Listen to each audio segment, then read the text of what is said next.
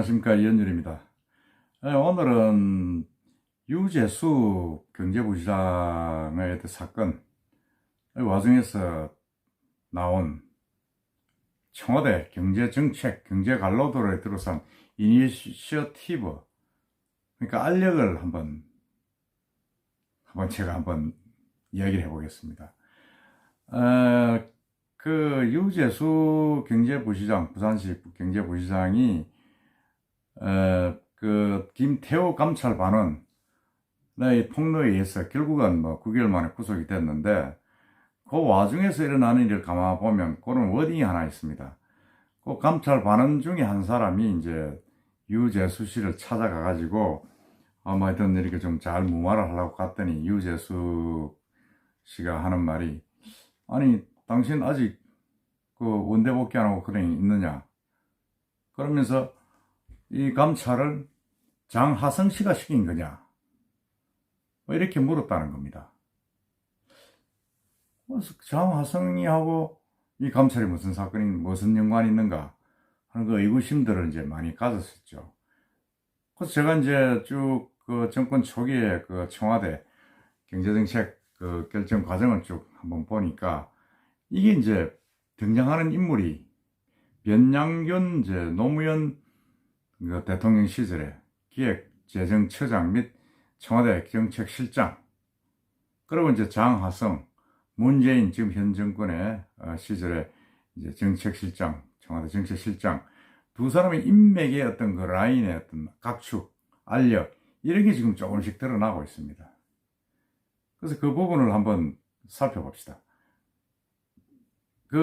제가 볼 때는 이제 장하성 교수는 이제 소득주도 성장, 그러니까 임금을 올려가지고 직접적인 마중물로 해서 경제를 부활시켜야 된다는 그런 어떤 주의고, 그럼 이제 변양균 씨는 소득주도 성장이 좀 한계를 이야기를 하면서 혁신성장, 그걸 주장했던 분입니다. 혁신성장은 기존의 어떤 그런 보다는 좀 한 단계 나은, 좀 혁신적인 어떤 정책에 의해서 이 경제를 살려야지 한다, 그런 부분을 이야기를 했고, 그냥 퍼주기만 해가지고는 좀 한계가 있다, 이런 주의자였죠. 그러니까 변양균 씨는 한마디로 하면 이제 성장 주도형으로 경제를 성장시켜서 이제 그 과실을 나눠가지고 이제 발전을 시키게 된다, 그런 주의자고, 장하성 씨는 소주성이라고 하죠. 소득주도 성장.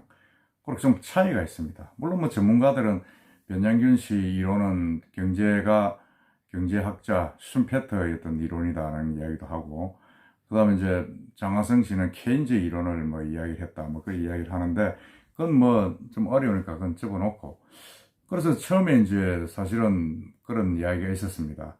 2017년도 내각을 짤 때는 이 변양균 씨가 사실은 처음에 기초를 잡아가지고, 사실 이제 김동연 씨를 이제 부총리로 앉히고, 경제부총리로 앉히고, 그 다음에 홍남기 씨를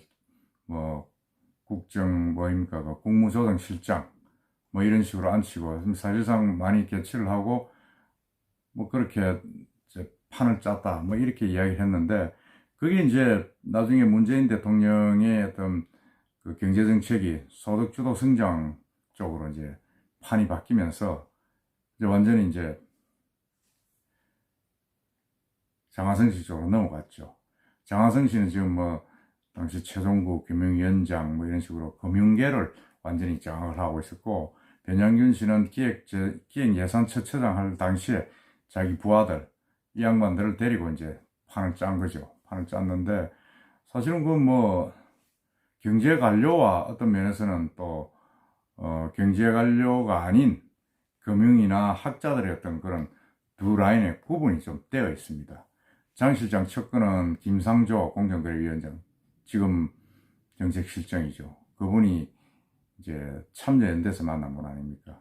그렇게 해가지고 이제 판을 짰고, 그 다음에 이제 경제정책 경제수석은 이제 홍장표 북경대학 교수, 그분도 이제 상당히 장하성 씨와 코드가 맞는 소득주도 성장 이론을 만든 분이죠.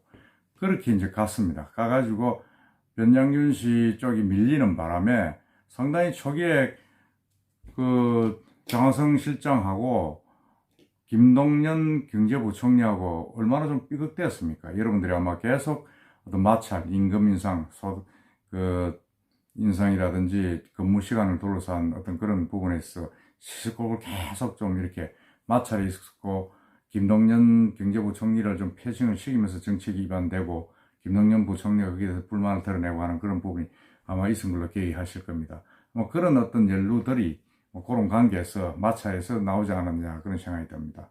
그런 와중에서 이 유재수 씨는 완전히 이제 기획재정부 출신 공무원이니까 변양균 씨의 어떤 뭐 완전히 뭐 부하죠. 꼬봉이라 하면 뭐하지만 노무현 시절에도 변양균 씨가 청와대 정책실장을 할 때 자기가 이제 청와대 들어와서 그 밑에서 근무를 했습니다. 민정실에서 직접 근무는 아니지만은 같이 근무를 했죠. 그리고 이제 문재인 정권에 들어와서 부시장 되고 난 뒤에도 유재수 씨가 변영균 씨를 제일 먼저 찾아가서 인사를 했다. 뭐 이런 이야기도 나오고 있습니다. 이렇게 이제 상당히 그 두 사람은 친한 관계다. 변영균 씨와 유재수 씨는 친하다 이랬는데 결국은 이제 살살 밀리면서 변영균 씨가 많이 밀렸죠. 밀리고 이제 뭐 홍남기 씨도 지금 뭐 사실상 경질 위기가 돼 있고 뭐 그렇게 밀리면서 장하성 라인이 상당히 좀 주도권 잡고 있죠. 근데 이제 한 2년이 지나면서 이제 그 장하성 씨가 이제 장하성 씨가 아니고 소득 주도 성장의 한계가 좀 드러나고 문제점이 드러나니까 이제 경제 정책이 조금 또 다시 좀 바뀐다. 주도권이 장하성 씨가 물러나서 이제 중국으로 갔고 좀 바뀐다. 뭐 그런 이야기가 좀 있긴 있습니다. 지금 금융위원장도 바뀌고 많이 바뀌었지 않습니까? 바뀌면서 이제 다시 좀 그걸 보완하는 쪽으로 가고 있는데 아무래도 지금 그래도 뭐 정책 실장은 뭐 김상조 씨가 맡고 있기 때문에 기조는 그대로 가는 거 아닌가 그런 생각이 들고 있습니다. 그럼 이런 어떤 그런 마찰들, 이니셔티브를 지기 위한 어떤 그런 경쟁, 이런 와중에 이제 유재수 씨의 어떤 유재수 씨 판단으로서는 내가 변양균 씨 사람이니까 장하성 씨 측에서 내를 감찰을 하고 칠라는 거 아니냐 그런 이제 오해를 하면서 한간에 불그러졌죠. 그래서 우리나라 정책이 지금 경제 정책은 그렇게 지금 흐르고 있습니다. 그 이제 변양균 씨 그리고 장하성 씨 그 관계 잘 한번 읽어보시면 여러분들도 경제 흐름을 읽는데 큰 도움이 되지 않을까 그런 생각이 듭니다. 물론 뭐 이런 부분에 대해서 뭐 그런 건 없다 뭐 이럴 수도 있겠지만은 어쨌든 간에 지금 인사의 흐름을 보면 처음에는 변장균 씨가 이제 판을 짰다가 그 뒤에 소득주도 성장이 문재인 경제의 어떤 축이 되면서 장하성 씨가 들어오는 그런 걸 묘한 걸 잘 읽을 수가 있습니다. 대통령 취임 하루 만인 5월 11일 홍 실장과 이제 그 총무비서관 변영균 씨 라인이죠. 이 두 분이 먼저 임명이 됐습니다. 그러고 나서 한 10일 뒤에 5월 22일 날 이제 장 실장이 다시 이제 임명이 돼서 들어왔죠.